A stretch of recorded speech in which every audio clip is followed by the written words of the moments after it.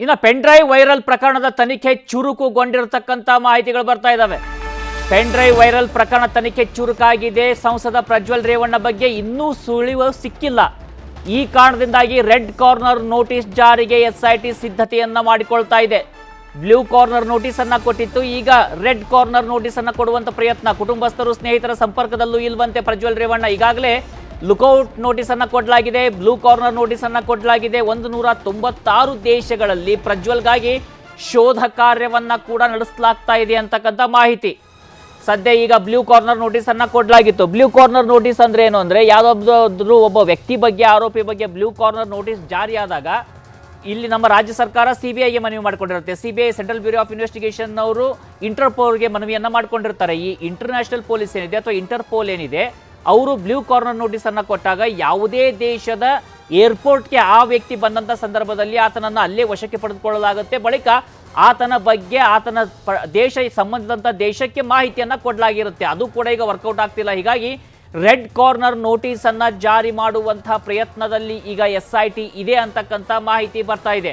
ಹಾಗಿದ್ರೆ red corner notice ಕೊಟ್ರೆ ಏನಾಗುತ್ತೆ ಅಂತ ಸಹಜ ಪ್ರಶ್ನೆ ಮೂಡುತ್ತೆ. ರೆಡ್ ಕಾರ್ನರ್ ನೋಟಿಸ್ ಕೊಟ್ಟಂತ ಸಂದರ್ಭದಲ್ಲಿ ಆತ ಒಬ್ಬ ಅಪರಾಧಿ ಅಥವಾ ಆರೋಪಿ ಅಂತಕ್ಕಂಥದ್ದು ಇಡೀ ವಿಶ್ವಾದ್ಯಂತ ಇರತಕ್ಕಂಥ ದೇಶಗಳಿಗೆ ಮಾಹಿತಿ ಹೋಗುತ್ತೆ. ಅಲ್ಲಿಯ ಪೊಲೀಸರೇ ಆ ಒಂದು ಆತನನ್ನು ಬಂಧಿಸಬಹುದು. ನಮ್ಮ ದೇಶದ ಜೊತೆಯಲ್ಲಿ ಆ ರೀತಿಯಾದಂಥ ಒಂದು ಒಪ್ಪಂದ ಇದ್ದಂಥ ಸಂದರ್ಭದಲ್ಲಿ, ಇಲ್ದಿದ್ರೆ ನಮ್ಮ ದೇಶದ ಅಧಿಕಾರಿಗಳು ಅಲ್ಲಿಗೆ ಹೋಗಿ ಆತನನ್ನು ಬಂಧಿಸುವಂಥ ಅವಕಾಶ ಕೂಡ ಇರುತ್ತೆ. ಒಂದು ವೇಳೆ ಆತೇನಾದರೂ ಅಲ್ಲಿ ಫ್ಯುಜಿಟಿವ್ ಅಂತೇಳಿ ಒಂದು ಅರ್ಜಿಯನ್ನು ಸಲ್ಲಿಸದೇ ಇದ್ದಿದ್ರೆ ಅಥವಾ ರಾಜಕೀಯ ಸಂತ್ರಸ್ತ ಅಂತೇಳಿ ಅಲ್ಲಿಯ ಶರಣಾರ್ಥಿಯಾಗಿ ಅದನ್ನು ಪಡೆದುಕೊಳ್ಳದೇ ಇದ್ದಂಥ ಸಂದರ್ಭದಲ್ಲಿ ಆತನನ್ನು ಬಂಧಿಸಿ ತರುವಂಥ ಎಲ್ಲ ಅವಕಾಶಗಳು ಕೂಡ ಭಾರತದ ಪೊಲೀಸರಿಗೆ, ನಮ್ಮ ಎಸ್ಐಟಿಗೆ ಇದ್ದೇ ಇರುತ್ತೆ. ಆದರೆ ಒಂದು ವೇಳೆ ಆತ ಏನಾದರೂ ಅಲ್ಲಿ ಫ್ಯುಜಿಟಿವ್ ಅಂತ ದಾಖಲಾದ್ರಿ ಅಥವಾ ಸಂತ್ರಸ್ತ ಅಥವಾ ಆತನಿಗೆ ಒಂದು ಆವಾಸವನ್ನು ಏನಾದರೂ ಕೋರದಂಥ ಸಂದರ್ಭದಲ್ಲಿ ಅಗೇನ್ ಮತ್ತೆ ಕ್ಯಾಲ್ಕುಲೇಷನ್ಗಳು ಬೇರೆ ಆಗ್ತವೆ, ಲೀಗಲ್ ಕಾಂಪ್ಲಿಕೇಶನ್ಸ್ಗಳು ಹೆಚ್ಚಾಗ್ತಾ ಹೋಗ್ತವೆ. ಇನ್ನು ಕಾಂಗ್ರೆಸ್ನಲ್ಲಿ ಗದರಿದೆ ರಾಜಕೀಯ ಚಟುವಟಿಕೆಗಳು. ಸತೀಶ್ ಜಾರಕಿಹೊಳಿ ನಿವಾಸಕ್ಕೆ ಪರಮೇಶ್ವರ್ ಭೇಟಿಯನ್ನು ಕೊಟ್ಟಿದ್ದಾರೆ. ಕಾಂಗ್ರೆಸ್ನಲ್ಲಿ ಗರಿಗೆದರಿದಂತಹ ರಾಜಕೀಯ ಚಟುವಟಿಕೆಗಳು. ಸತೀಶ್ ಜಾರಕಿಹೊಳಿ ನಿವಾಸಕ್ಕೆ ಪರಮೇಶ್ವರ್ ಭೇಟಿಯನ್ನು ಕೊಟ್ಟಿದ್ದಾರೆ. ಗೃಹ ಸಚಿವರಾಗಿರ್ತಕ್ಕಂಥ ಡಾಕ್ಟರ್ ಜಿ ಪರಮೇಶ್ವರ್ ಭೇಟಿಯನ್ನು ಕೊಟ್ಟಿರುವಂಥದ್ದು. ಜಾರಕಿಹೊಳಿ ಜೊತೆಯಲ್ಲಿ ಮಾತುಕತೆಯನ್ನ ನಡೆಸಿದ್ದಾರೆ ಪರಮೇಶ್ವರ್. ಹೆಚ್ಚುವರಿ ಡಿಸಿಎಂ ಹುದ್ದೆ ಬಗ್ಗೆ ಚರ್ಚೆ ಆಗಿಲ್ಲ, ಲೋಕಸಭೆ ಫಲಿತಾಂಶದ ಬಗ್ಗೆ ಚರ್ಚೆಯನ್ನ ಮಾಡಿದ್ದೀವಿ ಅಷ್ಟೇ ಅಂತೇಳಿ ನ್ಯೂಸ್ 18ಗೆ ಸಚಿವ ಸತೀಶ್ ಜಾರಕಿಹೊಳಿ ಸ್ಪಷ್ಟನೆಯನ್ನ ಕೊಡುವಂತಹ ಪ್ರಯತ್ನವನ್ನ ಮಾಡಿದ್ದಾರೆ.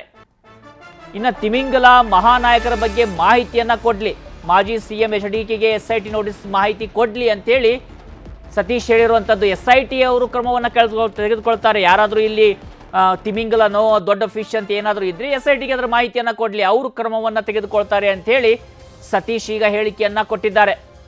ಇನ್ನು ನಮ್ಮ ಪ್ರತಿನಿಧಿ ತಿಮ್ಮೇಗೌಡ ಜೊತೆ ಸತೀಶ್ ಜಾರಕಿಹೊಳಿ ಮಾತನಾಡಿದ್ದಾರೆ, ನೋಡೋಣ.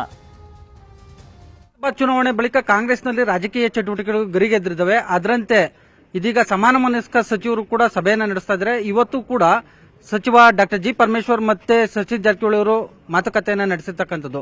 ಬನ್ನಿ, ಈ ಸಂಬಂಧವಾಗಿ ನಮ್ಮ ಜೊತೆ ಮಾತನಾಡೋದಕ್ಕೆ ಖುದ್ದು ಸತೀಶ್ ಜಾರಕಿಹೊಳಿ ಇದ್ದಾರೆ, ಮಾತನಾಡ್ತೀನಿ. ಸರ್, ಇವತ್ತು ಪರಮೇಶ್ವರ್ ಅವರು ತಮ್ಮ ನಿವಾಸಕ್ಕೆ ಭೇಟಿ ಕೊಟ್ಟರು, ಒಂದಷ್ಟು ಮಾತುಕತೆ ನಡೀತು, ಏನ್ ಸರ್? ಅದೇ ಹೇಳಿದಲ್ಲ, ಈಗಾಗಲೇ ಚುನಾವಣೆ ಜರುಗಿದೆ, ಒಂದು ವಾರ ಆಗಿದೆ. ಎಲ್ಲಿ ಎಷ್ಟು ಸ್ಥಾನ ಗೆಲ್ತೀವಿ ಅನ್ನೋದು ಬಹಳ ನಮಗೆ ಈಗ ಕ್ಯೂರಿಯಾಸಿಟಿ ಮುಖ್ಯವಾಗಿರುವಂಥ ಅಂಶ. ಸೊ ಅದ್ರ ಬಗ್ಗೆ ಚರ್ಚೆ ಆಗಿದೆ. ಎಷ್ಟು ಹೆಚ್ಚು ಸ್ಥಾನ ಗೆಲ್ತೀವೋ ಅಷ್ಟು ನಮಗೆ ಪಕ್ಷಕ್ಕೆ ಗಟ್ಟಿಯಾಗಿರ್ತೈತೆ. ಸೊ ಆಯ್ನೆಲ್ಲ ಚರ್ಚೆ ಆಗಿದೆ, ಎಲ್ಲಿ ಗೆಲ್ತೀವಿ ಎಲ್ಲಿ ಗೆಲ್ಲೋಲ್ಲ, ಸೊ ಎಲ್ಲಿ ಫೈಟ್ ಆಗುತ್ತೆ ಎಲ್ಲಿ ಸೋಲ್ತೀವಿ, ಅದ್ರ ಬಗ್ಗೆ ಚರ್ಚೆ ಆಗಿದೆ. ಒಂದ್ ಕಡೆ ರಾಜ್ಯದಲ್ಲಿ ಪ್ರಜ್ವಲ್ ಪೆಂಡ್ರೈವ್ ಕೇಸು ಸಾಕಷ್ಟು ಸೌಂಡ್ ಮಾಡ್ತಾ ಇದೆ. ಒಂದ್ ಕಡೆ D K Shivakumar, CM Siddaramaiah ಇವರೆಲ್ಲ ಸಭೆ ಮಾಡಿದ್ರು. ಇವತ್ತು ನೀವು ಪರಮೇಶ್ವರ್ ಸಭೆ ಮಾಡಿದ್ರಿ. ಯಾವ ರೀತಿ ಜನ ಅರ್ಥೈಸ್ಕೊಬೇಕು ಸರ್? ಅದಕ್ಕೇನೆ ಮಂತ್ರಿಗಳವರು ಏಕೆ ನಮ್ಮ ಮನೆಗೆ ಅವ್ರು ಬರ್ಬಾರ್ದಾ? ಇಲ್ಲಿಂದ ಬಂದ ತಕ್ಷಣ ಸರ್ಕಾರ ಬಿದ್ದು ಹೋಗ್ತೈತಾ ಅಥವಾ ಏನಾರ ಸಮಸ್ಯೆ ಇದೆಯಾ ಅಂತಂಗಲ್ಲ. ಸೊ ನಮ್ಮ ಮನೆಗೆ ಅವ್ರು ಬರ್ತಾರೆ, ಅವ್ರ ಮನೆಗೆ ನಾವು ಹೋಗ್ತೀವಿ. ಸೊ ಬೇರೆಯವ್ರ ಮಂತ್ರಿ ಮನೆಗೆ ಹೋಗ್ತೀವಿ, ಚರ್ಚೆ ಆಗ್ತದೆ. ಸೊ ಸಮಸ್ಯೆಗಳು ಇದ್ದೇ ಇರ್ತದೆ, ಇಲಾಖೆ ಸಮಸ್ಯೆ ಇದ್ದೇ ಇರ್ತೈತೆ, ಓವರಾಲ್ ಸಮಸ್ಯೆ ಇದ್ದೇ ಇರ್ತೈತೆ, ಪಕ್ಷದ ಸಂಘಟನೆ ಬಗ್ಗೆ ಇರ್ತೈತೆ, 108 ಸಮಸ್ಯೆ ಚರ್ಚೆಯಲ್ಲಿ ಇರ್ತೈತೆ. ಸೊ ಅದ್ರ ಬಂದು ನಮ್ಮ ಮನೇಲಿ ಚರ್ಚೆ ಮಾಡಿದ್ರೆ ಅಷ್ಟೇ ಹೊರತಾಗಿ ಸೊ ವಿಶೇಷವಾಗಿ ಸ್ಥಾನಗಳು ಎಷ್ಟು ಗೆಲ್ತೀವಿ ಅನ್ನೋದು ಭಾಳ. ಈಗ ಗಡಿ ಪ್ರದೇಶಕ್ಕೆ ಬಂದು ಏಕನಾಥ್ ಶಿಂದೆ ಅವರೇ ಒಂದು ಸರ್ಕಾರ ಬೀಳೋದ್ರ ಬಗ್ಗೆ ಬಾಂಬ್ ಸಿಡಿಸಿದ್ದಾರೆ. ಅವ್ರ ಸ್ಟೇಟ್ಮೆಂಟ್ ನೋಡಿದ್ದೀನಿ, ನೀವು ಹೇಳಿದ ಮೇಲೆ ಅವ್ರೇನು ಹೇಳಿಲ್ಲ. ಯಾರೋ ಒಬ್ಬರು ಬಂದು ಹೇಳಿದ್ರಂತ ಅವ್ರಿಗೆ, ನಿಮ್ಮ ಮುಂಬೈ ಥರ ಇಲ್ಲಿ ಆಗ್ಬೇಕಂತ ಅಷ್ಟೇ ಹೇಳಿದ್ರ ಅಂತ ಹೇಳಿದಾರೆ. ಅದನ್ನ ನೀವು ಏನೇನು ಯಾಕೆ ಮುಂಬೈಯಿಂದ ಇಲ್ಲಿ ಬರುವವರೆಗೆ 10 ದಾರಿ ಕಂಡಿದೆ. ಅದು ನಾನು ನೀವು ನೋಡಿದ ಮ್ಯಾಗ ನೋಡಿದ ಅವ್ರ ಸ್ಟೇಟ್ಮೆಂಟು. ಅವ್ರ ಸಭೆಯಲ್ಲಿದ್ದಾಗ ಹೇಳಿದ್ರಂತ ಅವ್ರು ಯಾರೋ ಒಬ್ಬ ಕಾರ್ಯಕರ್ತರು ಬಂದು ಮುಂಬೈ ಮಾದರಿಯಲ್ಲಿ ಕರ್ನಾಟಕದ ಆಗ್ಬೇಕಂತ ಅಷ್ಟೇ ಹೇಳಿದಾರೋ ಅದು ಇಲ್ಲಿ ಬರುವ 100 ಕಲರ್ ಚೇಂಜ್ ಆಗಿದೆ. ಸೊ ಹಿಂಗಾಗಿ ಅವ್ರು ಆ ಸಂದರ್ಭದಲ್ಲಿ ಹೇಳಿರ್ಬೋದು ಅವ್ರ ಕಾರ್ಯಕರ್ತರು ಅವ್ರ ಮಧ್ಯೆ ನಡೆದಂಥ ಒಂದು ಸಂಭಾಷಣೆ ಅದು.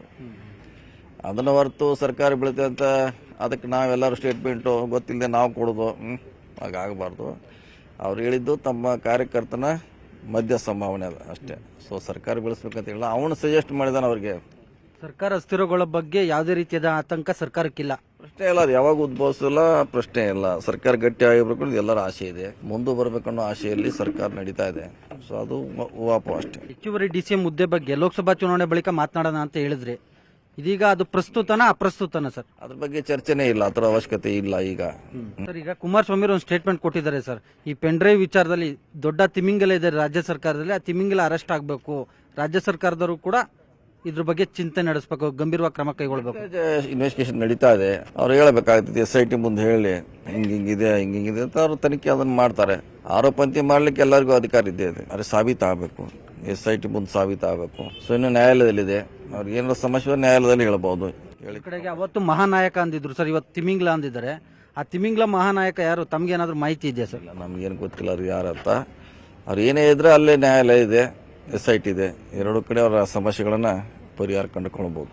ಸೊ ಇದಿಷ್ಟು ಸಚಿವ ಸತೀಶ್ ಜಾರಕಿಹೊಳಿ ಅವರ ನೇರ ನುಡಿಗಳು. ಕ್ಯಾಮರಾಮನ್ ವಿಶ್ವನಾಥ್ ಹಾವೇರಿ ಜೊತೆ ಹೆಬ್ಬಾಕ ತಿಮ್ಮೇಗೌಡ, ನ್ಯೂಸ್ 18 ಕನ್ನಡ, ಬೆಂಗಳೂರು. ಲೋಕಸಭೆ ಫಲಿತಾಂಶದ ಬಳಿಕ ಕಾಂಗ್ರೆಸ್ ಸರ್ಕಾರ ಬೀಳುತ್ತೆ. ಜೂನ್ 4 ಲೋಕಸಭೆ ಚುನಾವಣೆಯ ಫಲಿತಾಂಶ ಇರುವಂತದ್ದು. ಲೋಕಸಭೆ ಫಲಿತಾಂಶದ ಬಳಿಕ ಕಾಂಗ್ರೆಸ್ ಸರ್ಕಾರ ಬೀಳುತ್ತೆ. DK ಸುರೇಶ್ ಸೋಲಿನಿಂದ ಹೊಸ ರಾಜಕಾರಣ ಆರಂಭ ಆಗುತ್ತೆ ರಾಜ್ಯದಲ್ಲಿ ಅಂತೇಳಿ ತುಮಕೂರು ಗ್ರಾಮಾಂತರ ಶಾಸಕ ಸುರೇಶ್ ಗೌಡ ಸ್ಫೋಟಕ ಹೇಳಿಕೆಯನ್ನ ಕೊಟ್ಟಿದ್ದಾರೆ. ಸತೀಶ್ ಜಾರಕಿಹೊಳಿ ಕ್ಲಿಯರ್ ಆಗಿ ಹೇಳಿದ್ದಾರೆ, ಬಂಡಾಯ ಇದೆ, ಭಿನ್ನಾಭಿಪ್ರಾಯ ಇದೆ ಅಂತ. 6 ತಿಂಗಳಲ್ಲಿ ಸರ್ಕಾರ ಎಂಡ್ ಆಗುತ್ತೆ ಅಂತ ಹೇಳಿ ಸುರೇಶ್ ಗೌಡ ಬಾಂಬ್ ಅನ್ನ ಸಿಡಿಸಿದ್ದಾರೆ. 6 ತಿಂಗಳಲ್ಲಿ ಸರ್ಕಾರ ಪತನ ಆಗುತ್ತೆ ಅಂತೇಳಿ ಇವರು ಹೇಳಿರುವಂತದ್ದು. ಕಾಂಗ್ರೆಸ್ನಲ್ಲಿ ಈಗಾಗಲೇ 3 ಗುಂಪಿದೆ. ಒಂದು DK ಶಿವಕುಮಾರ್ ಸಹೋದರ DK ಸುರೇಶ್ ಆತನನ್ನ ಸೋಲಿಸಬೇಕು ಅಂತ ಹೇಳಿ. ಇನ್ನು ಸತೀಶ್ ಜಾರಕಿಹೊಳಿ, ಪರಮೇಶ್ವರ್, ಸಿದ್ದರಾಮಯ್ಯ ಎಲ್ಲರೂ ಸೇರ್ಕೊಂಡು ಸೋಲಿಸ್ತಾರೆ. ಈ ಸರ್ಕಾರ ಕೊಲ್ಯಾಪ್ಸ್ ಆಗುತ್ತೆ, ಹೊಸ ಸರ್ಕಾರ ರಚನೆ ಆಗುತ್ತೆ ಅಂತ ಹೇಳಿ ಸುರೇಶ್ ಗೌಡ ಹೇಳಿರುವಂತದ್ದು. ಜಾರಕಿಹೊಳಿ ಅವರು ಕ್ಲಿಯರ್ ಆಗಿ ಹೇಳಿದ್ದಾರೆ, ಅಂದ್ರೆ ನಮ್ಮಲ್ಲಿ ಬಂಡಾಯ ಇದೆ, ನಮ್ಮಲ್ಲಿ ಭಿನ್ನಾಭಿಪ್ರಾಯ ಇದೆ ಅಂತೇಳಿ. ನನಗೆ ಅನಿಸುತ್ತೆ ಕಾಂಗ್ರೆಸ್ಸಲ್ಲಿ ಈಗಾಗಲೇ 3 ಗುಂಪಿದೆ.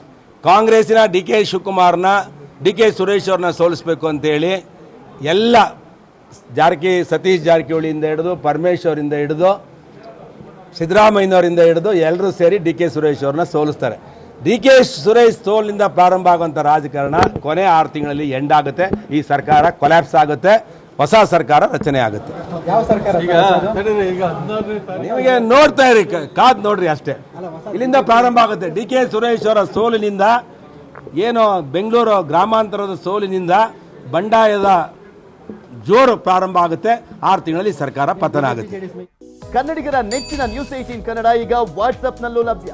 ಕರ್ನಾಟಕ, ದೇಶ, ವಿದೇಶಗಳ 360 ಡಿಗ್ರಿ ಸುದ್ದಿಯ ವಿವರಗಳನ್ನ ನಿಮ್ಮ ಕೈ ಬೆರಳುಗಳಲ್ಲೇ ಪಡಿಲಿಕ್ಕೆ ಈ QR ಕೋಡ್ ಅನ್ನ ಸ್ಕ್ಯಾನ್ ಮಾಡಿ, ನಮ್ಮ ಚಾನಲ್ ಫಾಲೋ ಮಾಡಿ, ನೋಟಿಫಿಕೇಶನ್ ಆನ್ ಮಾಡಿ.